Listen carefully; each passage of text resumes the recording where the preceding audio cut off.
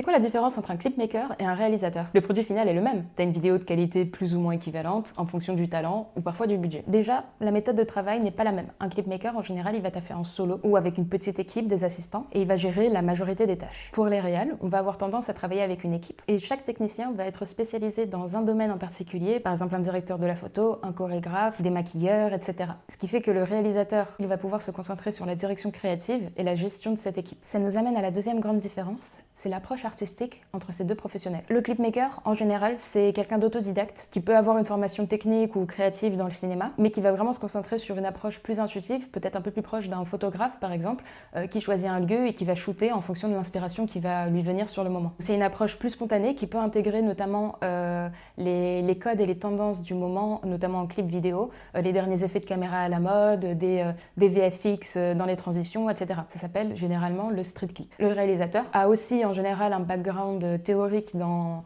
le cinéma ou dans la télévision, et parfois également une expertise technique. Aujourd'hui, on est de plus en plus multicasquette. Mais le réalisateur va suivre une structure de travail beaucoup plus codifiée, un processus beaucoup plus structuré, qui correspond en fait au code de la production audiovisuelle ou cinématographique. Avec un réal, tu vas avoir tendance à travailler un clip un peu plus narratif, un peu plus symbolique, avec des effets innovants, qui seront construits autour d'un univers que tu souhaites véhiculer, et qui va essayer de traduire toutes ces idées en images le plus fidèlement à tes idées originelles, tout en correspondant le plus possible à la fois aux standards de l'industrie pour rendre ton message compréhensible et impactant pour ton audience. Et si à ce stade, tu as encore des questions sur le sujet, n'hésite pas à les poser en commentaire ou en MP, et je t'invite à checker ma chaîne YouTube pour en savoir plus sur les tournages.